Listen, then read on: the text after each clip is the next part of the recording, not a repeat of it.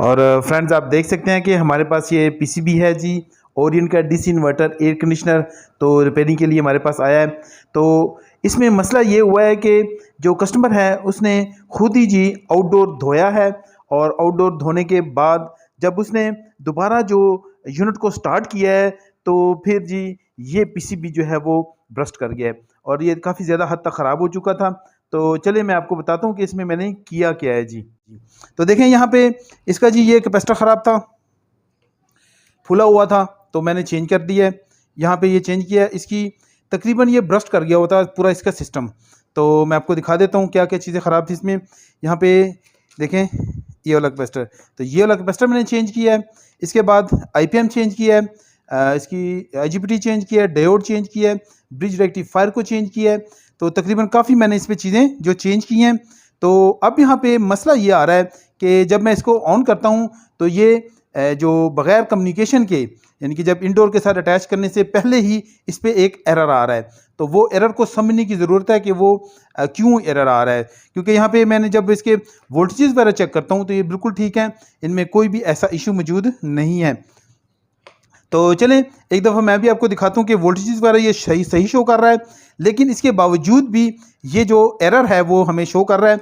तो इस एरर को समझने के लिए हमें फिर इसके इंडोर के साथ इसको अटैच करना होगा, तो फिर उससे हमें ज़्यादा अंदाज़ा होगा कि इस पर क्या मसला मौजूद है।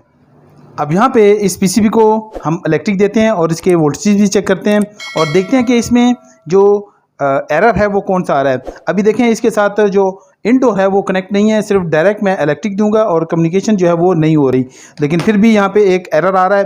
तो वो उसको समझने की कोशिश करेंगे। इसको क्या करते हैं कि इलेक्ट्रिक दे देते हैं, और डायरेक्ट इलेक्ट्रिक है, जैसे कि इससे पहले मैंने वीडियो अपलोड की थी उसमें मैंने बताया था। और ये देखें जी इसकी लाइट्स जो हैं वो ऑन हुई और ऑन हो के तो ये बंद हो चुकी हैं। और अभी मैं देखता हूँ कि इसमें क्या, और देखें जी यहाँ पे एक लाइट जो है वो ब्लिंक करना शुरू कर दिया इसने। और ये देखें जो LED 3 है वो जी कंटिन्यूसली जो है वो जल रही है और ये इसी तरह से जलती रहती है। तो अब ये एरर जो है वो देखना है कि क्या है। इसके बाद यहाँ पे कुछ देर के बाद यहाँ पर कम्युनिकेशन का एरर भी आ जाता है, लेकिन वो काफ़ी देर के बाद आता है। अभी यहाँ पे हम इसको समझेंगे कि ये क्या फॉल्ट है और क्यों यहाँ पे ये आ रहा है, लेकिन इसके लिए इसको जो है वो इंडोर के साथ अटैच करके देखेंगे तो ज़्यादा समझ आएगी। तो ऐसे जो है फ़िलहाल इसका अंदाज़ा नहीं हो रहा है कि ये क्या फॉल्ट है। अब यहाँ पे इसकी जो इलेक्ट्रिक है उसको हम चेक कर लेते हैं कि यहाँ पे कितने वोल्टेजेस और क्या पोजीशन यहाँ पे चल रही है इस वक्त इस पीसीबी में। अब देखें जब इसके आईपीएम पे हम वोल्टेजेस चेक करते हैं तो क्या वोल्ट आ रहे हैं यहाँ पे, अभी पता चल जाएगा जी। तो देखें जी 317 वोल्ट आ रहे हैं, जो कि बिल्कुल ठीक है। जब इसके हमने UVW पे चेक किया तो वहाँ पे 15.67 वोल्ट आ रहे हैं, ठीक है ये भी। इसके बाद नेक्स्ट पॉइंट पे तो ये भी तकरीबन ही ठीक है, 15 पॉइंट समथिंग है, और ये भी 15 पॉइंट समथिंग है। तो यहाँ पे देखें इसके वोल्टेजेस जो है वो बिल्कुल ठीक हैं, इसमें कोई भी इशू नहीं है। और ये देखें जी यहाँ पे अब जो कम्युनिकेशन का एरर जो है वो भी यहाँ पे दोबारा से आने शुरू हो गया है। तो मैं आपको दिखा देता हूँ, देखें इसको थोड़ा सा जूम कर लेते हैं। और ये देखें अभी जो है LED 1 जो है वो मुसलसल ब्लिंक कर रही है, और जो LED 2 और 3 है वो स्टेबल है। तो इसका मतलब ये हुआ कि इस आउटडोर के साथ इंडोर अटैच नहीं है, इस वजह से ये इस तरह से ब्लिंक कर रही है। लेकिन आगे चल के हम देखते हैं कि और क्या प्रॉब्लम इसमें मौजूद है। अब यहाँ पे हमारे पास जो है वो यूनिट मौजूद है, लेकिन ओरिएंट का यूनिट मौजूद नहीं है, बल्कि हमारे पास इस वक्त जी मैं आपको दिखा देता हूँ कि जो डॉलन्स है इसका यूनिट मौजूद है। और डॉलन्स और ओरिएंट जो है वो तकरीबन ये मॉडल्स जो हैं वो सेम हैं, इनमें कोई ऐसा फ़र्क नहीं है, और सेम ही जो है वो प्रॉब्लम और एरर्स देते हैं। तो चले इस यूनिट को जो है वो मैंने प्रॉपरली सब कुछ लगा दिया हुआ है, तो इसको इलेक्ट्रिक दे देते हैं और लाइन न्यूट्रल बिल्कुल सही देंगे और इसको ऑन कर लेते हैं। और देखें जी जो ही मैंने इसको ऑन किया और इसने स्विचिंग की, लाइट्स एक दफ़ा जली और इसके बाद बुझ गई। और अब वेट करते हैं कि यहाँ पे क्या प्रॉब्लम आती है। और ये भी यहाँ पर भी जी इसकी जो LED 3 है वो जो है वो इस वक्त फिर से जल गई है। तो अभी देखते हैं कि ये क्या एरर देता है। लेकिन इसके लिए हम जो है वो इसकी कम्युनिकेशन को चेक कर लेंगे कि क्या इसकी कम्युनिकेशन प्रॉपरली काम कर रही है कि नहीं कर रही। अब यहाँ पे हम इसकी कम्युनिकेशन चेक कर लेंगे। तो मीटर ले लेंगे जी और इसको डीसी सप्लाई पे सेट कर लेंगे। और आप देख सकते हैं कि यहाँ पे कनेक्टर जो हैं वो आपको पता ही होगा कि इसमें सिग्नल वायर कौन सी है। तो ये जो S4S लिखा हुआ है ये जी इसकी सिग्नल वायर है। तो इसके साथ और जो न्यूट्रल 2N लिखा हुआ है इसके साथ हम कम्युनिकेशन चेक करेंगे। अगर आपको पहले अगर तरीका आता है तो बहुत अच्छी बात है, लेकिन नहीं आता तो मैंने आपको बता दिया है। तो इसके साथ क्या करेंगे कि मल्टीमीटर की दोनों प्रोब्स ले लेंगे और इसके साथ हम चेक करेंगे। तो दोनों में से किसी एक के साथ भी लगा दें, कोई भी एक प्रोब। तो न्यूट्रल और जो सिग्नल वायर है दोनों के साथ लगाएंगे और यहाँ पे चेक करेंगे कि क्या यहाँ पे कम्युनिकेशन जो है वो ठीक हो रही है। अब यहाँ पे हमें देखें ये दिखा रहा है कि आपकी प्रोब जो है वो माइनस में लगी हुई है, प्लस इसको चेंज करें तो न्यूट्रल पे नेगेटिव प्रोब लगा देंगे और जो S है उस पर पॉजिटिव प्रोब। तो ये देखें जी ये इसके जो कम्युनिकेशन है वो तकरीबन बिल्कुल सही हो रही है, ऐसा इसमें कोई भी इशू नहीं है। एक दफ़ा इसको हम AC में भी कर लेंगे कन्वर्ट। तो AC में देखेंगे ये क्या होता है, किसी किस्म का कोई ब्रेक या कोई ऐसा मसला तो नहीं आ रहा है इसमें। तो ये जी बिल्कुल नहीं जी, इसमें कोई भी ऐसा इशू मौजूद नहीं है जी। तो इसका मतलब है कि हमारी जो कम्युनिकेशन है वो बिल्कुल ठीक है जी। अब यहाँ पे इस यूनिट को चलते हुए जी हो गए हैं जी तकरीबन 10 से 12 मिनट गुजर चुके हैं। और 10 से 12 मिनट के बाद जो है जो LED की पोजीशन है LED 3 जो कि हमें पहले भी जो है वो स्टेबली वो जलती जा रही थी और एरर शो कर रही थी जो कि आउटडोर पे। और इसका मतलब क्या होता है अब हमें समझ आ चुकी है। तो LED 3 देखें वैसे ही स्टेबल है और जलती जा रही है और इसने किसी किस्म का कोई भी फंक्शन नहीं किया, ना तो फ़ैन स्टार्ट करने की कोशिश की, ना ही इसने कंप्रेसर चलाने की कोशिश की। और जैसे कि मैंने आपको ये भी दिखाया कि इसकी कम्युनिकेशन जो है वो बिल्कुल सही काम कर रही है। तो चले इसके इंडोर पे देखते हैं कि क्या एरर आया है जी। तो यहाँ पे आप देख सकते हैं कि इस वक्त जो F7 है उसकी सूरत में एरर कोड जो है वो डिस्प्ले पे शो हो चुका है। तो अब F7 जो है इसका क्या मतलब है, तो यहाँ पे F7 का जो मतलब होता है वो मुझे पता है। और चले मैं इस PCB को खोलता हूँ और दोबारा वर्किंग टेबल पर चलते हैं और वहाँ पे मैं आपको तफसील से बताता हूँ कि ये F7 होता क्या है। अब यहाँ पे पहले स्टेप में मैं आपको बताता हूँ कि जो F7 का एरर है वो दो किस्म के हो सकते हैं। एक परमानेंट एरर आ सकता है, जैसे कि मेरे पास जो PCB है इसमें परमानेंट एरर है ये, और एक हो सकता है जी टेम्परेरी एरर। तो टेम्परेरी एरर क्या होगा, पहले सबसे पहले इसकी बात कर लेते हैं। तो देखें अगर तो इलेक्ट्रिक जो है वो आती है बहुत ज़्यादा तेज़ किसी भी वजह से, तो अक्सर तो PCB ख़राब हो जाता है। अगर बाय चांस अगर ख़राब नहीं होता है तो फिर भी F7 का एरर जो है वो स्टैंड कर सकता है और कुछ देर के लिए आएगा, फिर आप यूनिट को बंद कर लेंगे, वायर को निकाल लें और चांस होता है कि ये F7 का एरर जो है वो ख़त्म हो जाए। फिर दूसरा जो वजह हो सकती है कि लो वोल्टेज की वजह से भी हो सकता है। तो दोनों की सूरतों में यही आपने करना है कि आपने एक दफ़ा उसका प्लग जो है निकाल लें इलेक्ट्रिक का और देख लें कि इलेक्ट्रिक जो है वो बिल्कुल ठीक है कि नहीं। अगर तो किसी वजह से ख़राब है तो उसको ठीक कर लें पहले, या कम है या ज़्यादा है, तो दोनों सूरतों में ये जो है प्रॉब्लम आ सकती है और F7 डिस्प्ले पे शो हो सकता है। एक वजह तो ये हो गई। फिर दूसरी वजह जो हो सकती है जो परमानेंट और टेम्परेरी दोनों की सूरत बन सकती है वो है जी अगर किसी वजह से इसका रिएक्टर जो है वो ख़राब हो जाए। तो देखें यहाँ पे ये रिएक्टर इसका लगा हुआ है।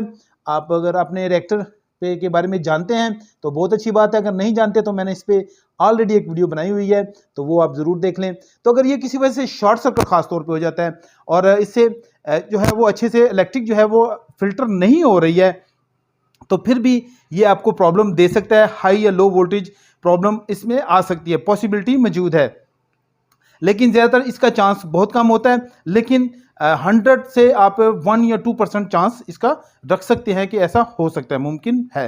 अब यहाँ पे मैं बात करता हूँ जी कि इस PCB में क्या क्या फॉल्ट आ सकते हैं जिसकी वजह से जो है F7 का एरर जो है वो डिस्प्ले पे शो हो सकता है।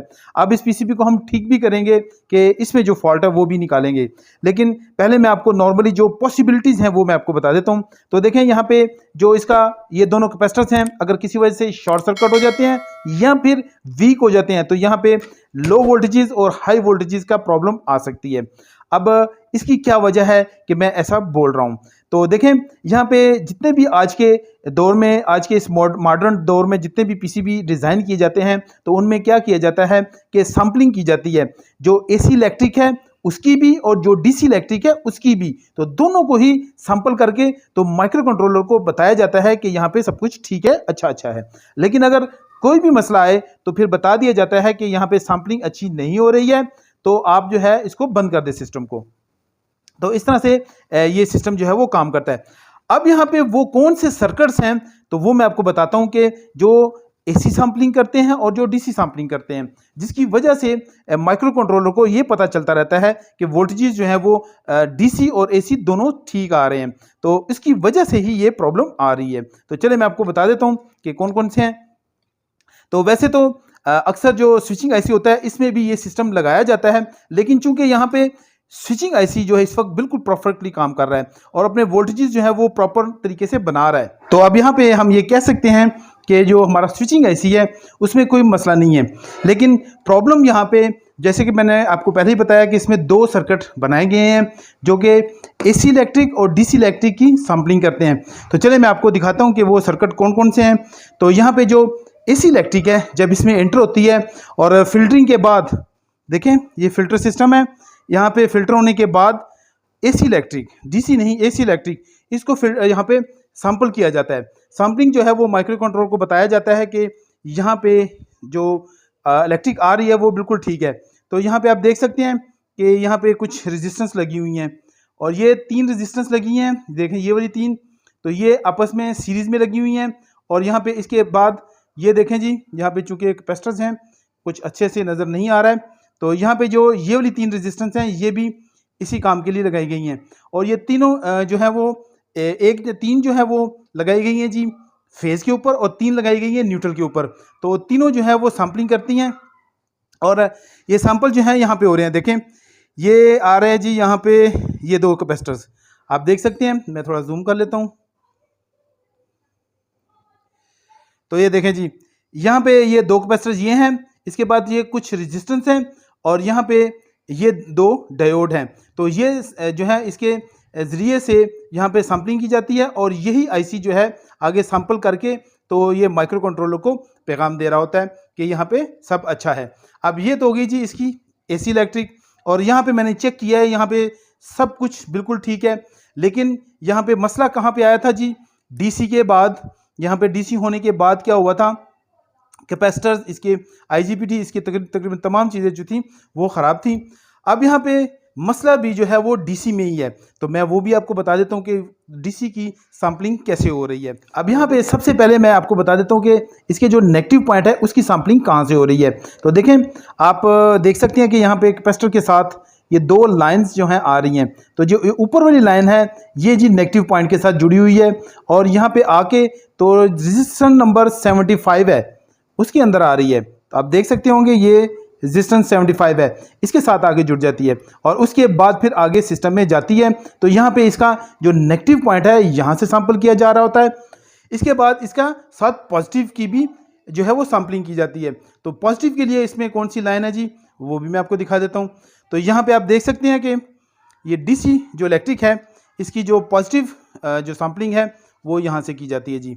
तो यहाँ पे देखें, यहाँ पे ये जितनी भी रेजिस्टेंस लगी हुई हैं आप देख सकते हैं। तो देखें ये रेजिस्टेंस, ये वाली रेजिस्टेंस, ये तमाम रेजिस्टेंस जो हैं वो इसी काम के लिए हैं कि ये जितनी भी यहाँ से जो पॉजिटिव साइड की इलेक्ट्रिक है उसकी सैम्पलिंग करेगा और माइक्रो कंट्रोलर को फिर इससे पता चलता रहता है कि यहाँ पे जो डीसी इलेक्ट्रिक है वो बिल्कुल सही आ रही है। अब यहाँ पे जो प्रॉब्लम आई है वो इसी डीसी जो रेजिस्टेंस है और पूरा सर्किट बनाया गया है तो इसी में मसला आया है। तो देखें यहाँ पे इस जगह पे कोई मसला नहीं, यहाँ पे कोई मसला नहीं, मैंने चेक किया है तमाम रेजिस्टेंस ठीक हैं। लेकिन ये एक जो फर्स्ट रेजिस्टेंस है ये थोड़ी सी यहाँ पे गर्म हुई है, इसने अपना कलर जो है वो चेंज किया हुआ है। तो कभी ये अपनी वैल्यू कुछ दिखा रही है, कभी कुछ दिखा रही है, तो ये इसके सर्किट के लिए ठीक नहीं है। तो इस वजह से भी ये प्रॉब्लम आ सकती है। तो अक्सर क्या होता है कि अगर ज़्यादा वोल्टेजेस आएंगे तो अक्सर इसकी पहली 2 रेजिस्टेंस जो हैं वो उनके ख़राब होने के चांसेस बाज़ दफ़ा बहुत ज़्यादा होते हैं। तो यहाँ पे मैं आपको दिखा देता हूँ कि ये कहाँ से आ रहा है। तो यहाँ पे मैं आपको ये देखें, ये पॉइंट जो है जब हम इसको इस तरफ लेके जाते हैं तो ये देखें जी, ये जो पॉइंट है ये देखें इसकी पॉजिटिव साइड है। तो ये कैपेसिटर्स के साथ लगा हुआ है और इसकी पॉजिटिव साइड है। तो यहाँ से ये इलेक्ट्रिक जो है फिर आगे जो है वो यहाँ पे रेजिस्टेंस लगी हुई हैं और ये तकरीबन लगी हुई हैं जी 0.6 मेगा ओम्स की हैं। तो तकरीबन कि 0.5 मेगा ओम का यहाँ पे ये सिस्टम क्रिएट किया गया है और इससे ये सैम्पल्स जो हैं वो आगे जाते हैं जी माइक्रो कंट्रोलर को। फिर आगे ये सर्किट जाके मिल जाता है जी कहाँ पे, यहाँ पे देखें ये एक रेजिस्टेंस है। तो मैं आपको दिखा देता हूँ, थोड़ा जूम कर लेते हैं। तो देखें यहाँ पे रेजिस्टेंस, ये रेजिस्टेंस नंबर 45 और इसके बाद रेजिस्टेंस नंबर 16। तो इसके बाद ये डायरेक्टली फिर आगे माइक्रो कंट्रोलर में जा रहा है। तो यहाँ पे ये रेजिस्टेंस या ये रेजिस्टेंस ये भी ख़राब हो जाएगी तो फिर भी काम ख़राब होगा। और पीछे जो मैंने आपको बताया तो इनमें से भी कोई रेजिस्टेंस अगर ख़राब हो जाएगी तो फिर भी काम ख़राब होगा। लेकिन अब यहाँ पे ख़राब क्या है वो मैं आपको दिखा देता हूँ। तो यहाँ पे तो मैंने आपको बता दिया कि यहाँ पे ऐसा कोई भी इशू मौजूद नहीं है। तो आगे मैं आपको दिखाता हूँ कि इसमें मसला कैसे आया हुआ है और वो इशू जो है वो क्या है जिसकी वजह से ये प्रॉब्लम इस पीसीबी में आ रही है। अब यहाँ पे मैं देखें ये तमाम रेजिस्टेंस जितनी भी लगी हुई हैं ये मैं इनके आपको दिखाता हूँ कि इनकी वैल्यू कितनी आ रही है। तो यहाँ पे एक रेजिस्टेंस पे लगाएंगे और दूसरा दूसरी साइड पे लगा के तो मैं आपको दिखाता हूँ। ये देखें जी 0.56 मेगा ओम्स यहाँ पे वैल्यू आ रही है। तो सीरीज़ में है, अगर कोई ऐसा मसला हो, कोई प्रॉब्लम हो तो आप ये तमाम इनको ऐड कर लें और ऐड करके देख लें कि क्या ये रेजिस्टेंस की वैल्यू जो आपको शो हो रही है वो ठीक है। तो थोड़ी बहुत ही ऊपर नीचे हो तो उससे कोई फ़र्क नहीं पड़ता है। फिर इसके बाद ये डायरेक्टली जो मैंने आगे आपको दिखाया कि सिस्टम जो है वो जाता है कहाँ पे जी, 2 रेजिस्टेंस में। तो ये 2 रेजिस्टेंस जो हैं वो भी बहुत इंपॉर्टेंट है। तो देखें यहाँ पे इस साइड पे किसी किस्म की प्रॉब्लम नहीं आई है, सिर्फ यहाँ पे रेजिस्टेंस थोड़ी गर्म हुई है जिसको मैं चेंज कर दूंगा। इसके बाद यहाँ पे आप देख सकते हैं कि नेक्स्ट जो आखिरी रेजिस्टेंस है वहाँ तक तो प्रॉब्लम नहीं गई। तो वो 2 किलो ओम्स की रेजिस्टेंस है, वो बिल्कुल सही शो कर रही है। लेकिन इससे पीछे की ये रेजिस्टेंस देखें तो मैं आपको दिखाता हूँ। तो ये तकरीबन जी 5 किलो ओम्स की रेजिस्टेंस है, लेकिन हमें दिखा रही है 31.0 मेगा ओम्स ये वैल्यू शो कर रही है। तो ये एक गलत वैल्यू है और अगर हम इसकी पोलैरिटी चेंज करके देख लेते हैं तो बाज़ दफ़ा ये ऊपर नीचे होती है, चेंज करती रहती है अपनी वैल्यू जब ये ख़राब होती है। तो देखें ये एकदम से 6.73 मेगा ओम्स में चलेगी। तो ये है मेगा ओम्स में जी। तो ये सर्किट जो है इसके बाद ये इस कैपेसिटर और इसके साथ एक और रेजिस्टेंस लगी हुई है उसमें भी जा रहा है, लेकिन वहाँ पे आगे जो सिस्टम है वो बिल्कुल ठीक है। देखें यहाँ पे ये 2 किलो ओम्स की रेजिस्टेंस है और साथ में कैपेसिटर वो बिल्कुल सही है।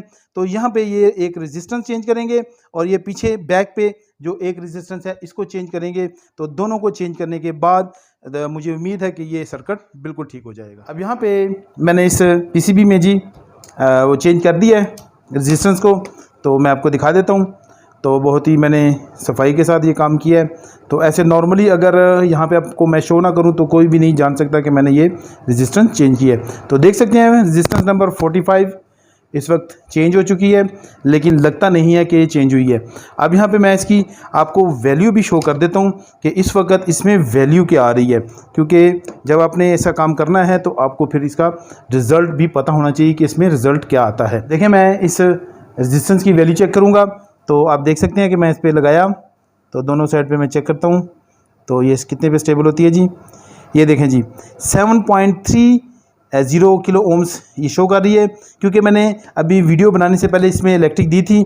तो बाज़ दफ़ा ये जो है वो कैपेसिटर्स वगैरह होने की वजह से, कैपेसिटेंस होने की वजह से थोड़ी वैल्यूज़ ज़्यादा दिखा रही है, लेकिन ये है कि नज़दीक तरीन है और इसमें अब फ़ॉल्ट मौजूद नहीं है। तो वो भी मैं आपको दिखा देता हूँ कि कैसे फ़ॉल्ट मौजूद नहीं है, क्योंकि जो है वो फ़ॉल्ट इसमें से ख़त्म हो चुका है। तो इसको मैं इलेक्ट्रिक दे के आपको दिखाता हूँ। तो मैंने इसके सेंसर वगैरह लगा दिए हुए हैं और देखें ये डायरेक्ट जो है ये कम्युनिकेशन का फ़ॉल्ट देगा, ये जो दूसरा फ़ॉल्ट है इसमें नहीं आएगा। अब इसके यहाँ पे मैं थोड़ा जूम कर लेता हूँ और इसको इलेक्ट्रिक को हम ज़ोर से देखेंगे इन पॉइंट्स को। तो देखें इनमें कितना बदलाव आ चुका है। और मैंने सिर्फ अभी एक ही रेजिस्टेंस चेंज की है, बाकी की मैंने अभी कुछ भी काम नहीं किया है, तो उसी से ये काम ठीक हो चुका है। तो मैं इसको इलेक्ट्रिक दी और देखें जी, और देखें इसने स्विचिंग भी की और ये बंद हो गई है। अब इसको हम काफ़ी देर तक जो है वो ऐसे छोड़ देंगे, तो तकरीबन 1 मिनट के बाद जो है इस पे जो है वो कम्युनिकेशन का एरर आता है। इससे पहले वो एरर भी नहीं आएगा। तो अब वो जो सिंगल जो लाइट जो थी वो एकदम से जल जाती थी 3 नंबर LED, तो वो अब नहीं जल रही है। इसका मतलब है कि हमारा फॉल्ट जो है वो ख़त्म हो चुका है। अब हमारा PCB जो है वो ओके है और हम इसको जो है वो टेस्ट कर सकते हैं इसके अंदर जाके, यूनिट के अंदर। तो इसके लिए मैं आपको दिखा देता हूँ, ताकि यहाँ पे पोजीशन और फिर वहाँ पे जाके तो दोनों में क्या फ़र्क आता है। तो इसके लिए हमें वेट करना पड़ेगा। तो मैं इसीलिए कैमरा भी बंद नहीं करूँगा, ताकि आपको पता चल जाए कि ये कितने सेकंड और कितने मिनट के बाद ये ऐसा हुआ है और इस पर कम्युनिकेशन का ही एरर आएगा। क्योंकि पहले जो लाइट थी वो 3 नंबर LED जो थी वो जल जाती थी और कंटिन्यूसली जलती रहती थी, और उसके बाद एरर भी जब आता था तो वो भी F7 का ही आता था। तो इसलिए ये कंफर्म हो गया कि जब ऐसी तरह से लाइट जो है वो 3 जल जाए तो इसका मतलब है कि ये F7 का एरर दे रही है।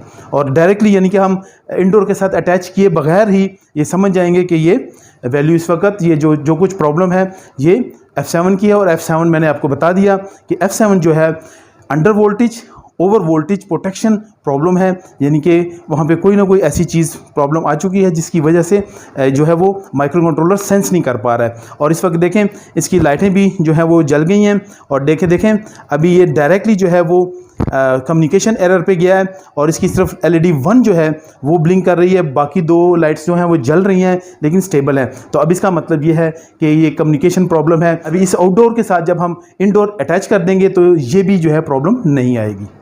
अब यहाँ पे मैंने जी PCB जो है दोबारा से यूनिट के अंदर मैंने इंस्टॉल कर दिया है, और देखें इंडोर आउटडोर मैंने अटैच कर दिया हुआ है। अब यहाँ पे मैंने इसके साथ एनालाइज़र भी लगा दिया है। तो चलें अब इसको स्टार्ट करते हैं और फिर से इसको इलेक्ट्रिक देते हैं और देखते हैं कि अब ये क्या बिहेवियर करता है। तो इसके लिए हम क्या करेंगे कि इसको नज़दीक पकड़ लेंगे, और मैं इधर से लाइट भी देता जाऊँगा, तो इलेक्ट्रिक भी लगा लूँगा। तो मैंने ये देखें, तो इसको देखते हैं, और ये देखें जी इसकी लाइट जली और ये इसने स्विचिंग की और ये बंद हो गया।